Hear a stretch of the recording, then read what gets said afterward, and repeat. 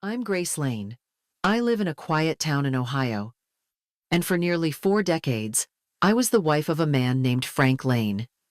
We built a life together, brick by brick. Not just a house, but a home. Last week, we buried him. And the same afternoon, not even 5 feet from his coffin, our son slapped me across the face and told me to get out of my own home. The sting from Brian's hand didn't hurt as much as the words. "This isn't your home anymore. Get out."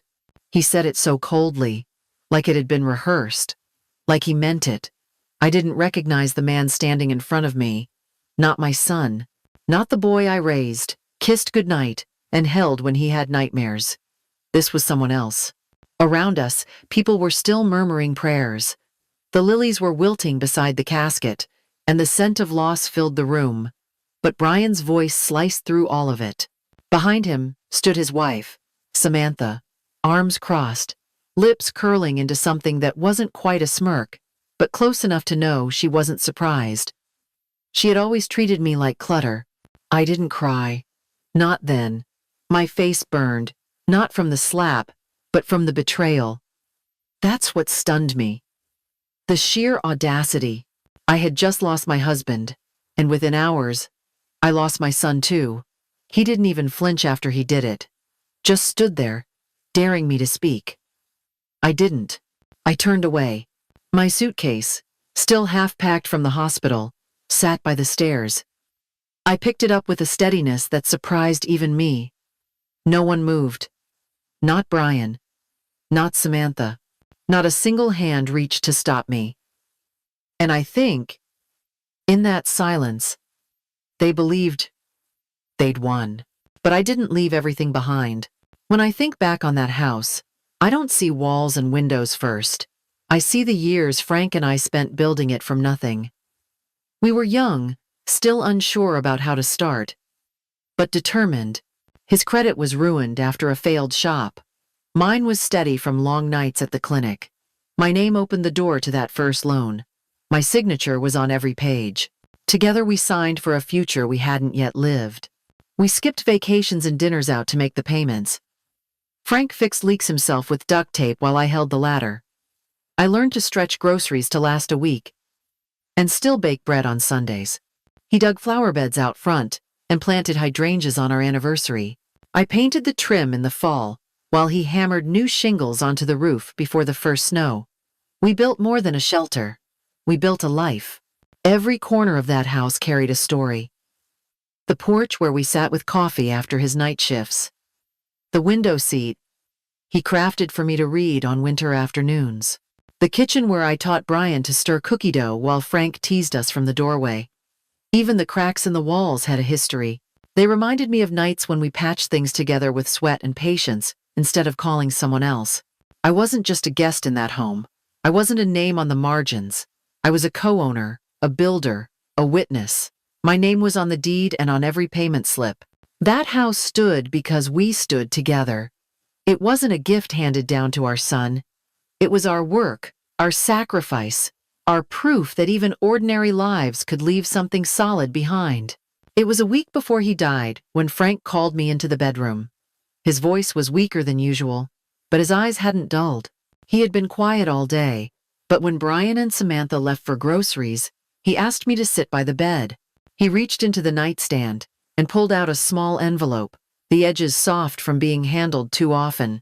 He placed it in my hand and said not to open it yet, only if things went wrong. I told him he was worrying too much. I told him Brian was just overwhelmed, but Frank shook his head, slow and certain. He had seen things I didn't want to admit. The way Brian dismissed my voice at dinner, the way Samantha took over every room like she owned it. He had noticed, and he had prepared for it, even if I hadn't. That envelope wasn't fair. It was foresight. Inside was a second will, notarized, with a clause he made the lawyer include without telling anyone. It said, if I were ever mistreated, insulted, or removed from the house, Brian would lose every legal right to it. Everything would transfer to me, immediately and without dispute. Frank had also written a letter, just for me, with shaky but deliberate handwriting. He said he hoped I'd never need it, but he knew I might. After he passed, I took that envelope and stored it in a safe deposit box under my name. I added copies of the mortgage, the title, and payment slips, my quiet insurance. I didn't tell Brian. I didn't tell anyone. Because I still believed that love would hold us together. But Frank had given me something stronger than hope. He had given me protection in case silence no longer worked. The day after they locked me out, I got dressed as if I were going to church. Light blue blouse, hair pinned, shoes polished. Not to make a statement, just because I needed to feel composed. I walked into the bank with my purse in one hand and the envelope Frank gave me in the other. The same branch manager who'd handed us our first mortgage greeted me with a polite smile. He didn't recognize me at first, until I said my name, Grace Lane, co-signer, co-owner. Not former. Still. I showed him the documents Frank had prepared, the updated will, and the notarized clause. Then I showed him the payment history, each check signed with my name. My voice didn't rise, my hand didn't shake. I just laid it all out, like clean linen on a table. There was no drama, only truth, the kind that holds weight in court, not in tears. I asked him, kindly but clearly, to freeze the account, to stop automatic payments and place the house under legal review. He glanced over the pages again and said something like, I wasn't the first woman to do this. I told him, I didn't want to be remembered as brave, just smart. He nodded. Within 20 minutes, it was done. When I walked out, I didn't smile. I didn't gloat. But inside me, something clicked back into place. It wasn't revenge. It wasn't anger. It was mine. My name still meant something in that building. My name still held power. And that was enough. A week after I left, I saw photos on Samantha's social media. Fresh paint on the porch, new pendant lights in the kitchen, and a caption that read something like, finally making this house ours. Brian stood behind her in one of the pictures, smiling like he'd won something. The hydrangeas Frank planted were gone, ripped out and replaced with gravel. It didn't sting. Not really. It just confirmed what I already knew. They thought they had buried me with Frank.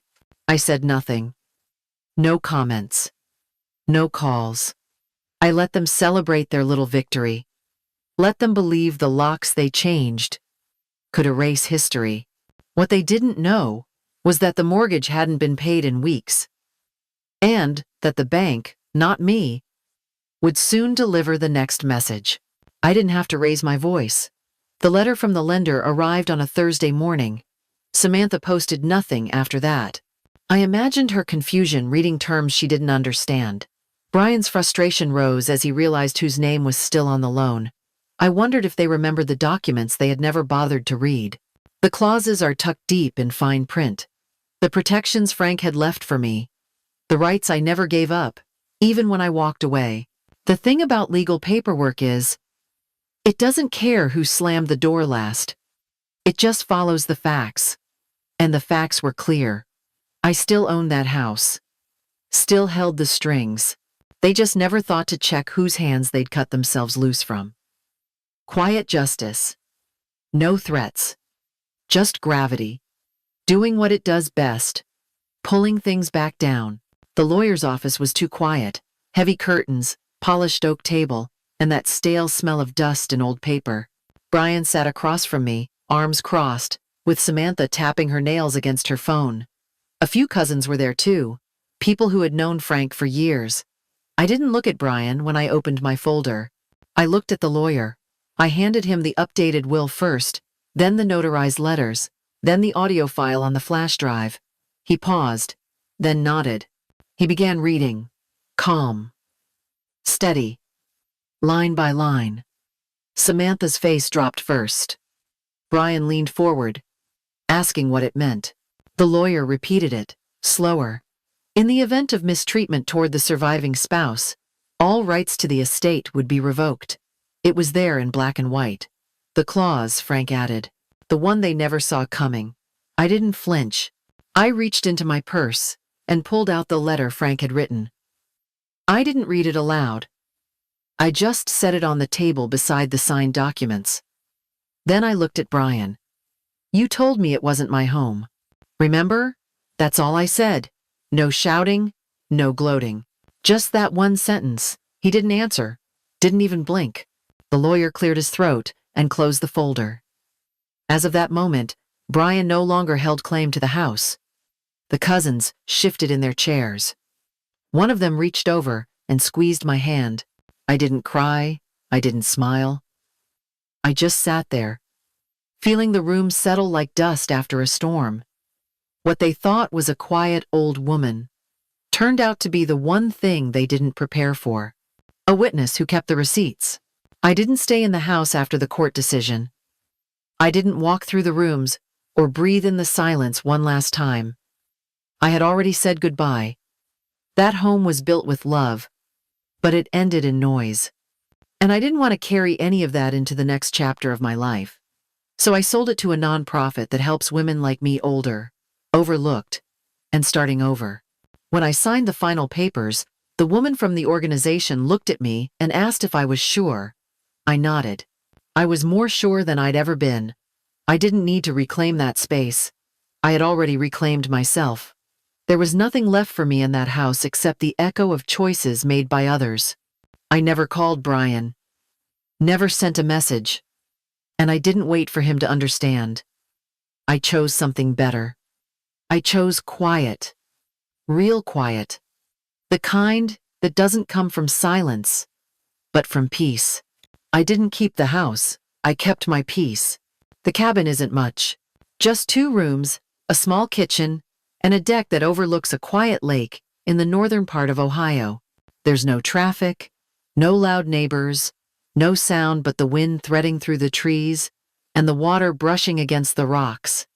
It's not the kind of place people brag about, but for me, it's everything. It's the first space I've lived in that is fully, quietly, mine. I wake early now, coffee on the porch, a journal in my lap. Some mornings, I record my thoughts on an old voice recorder Frank once used when he taught shop class. I talk not because anyone's listening, but because I spent too many years holding everything inside. Speaking now feels like breathing. My story isn't just mine anymore. It belongs to anyone who's ever been pushed aside and told to be quiet. I kept the recordings private at first. Then one day, I uploaded a short piece, just a memory about the hydrangeas Frank planted. It reached someone. A woman in Missouri wrote back, then another in Arizona. They said they'd been waiting to hear a voice like mine. One that didn't shout, but still shook something loose in them.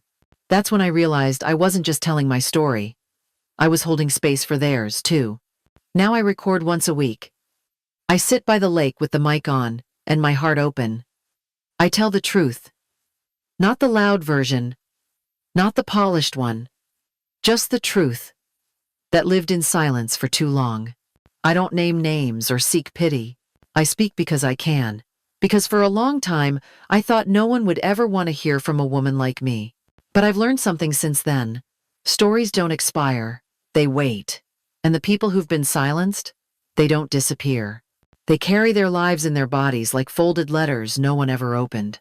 So if you're watching this and you've been told to stay small, stay quiet, stay grateful, this is for you. Your voice matters. Your pine matters. And your peace is worth protecting. It's never too late to reclaim your own story. I'm Grace Lane. And this is how I took mine back.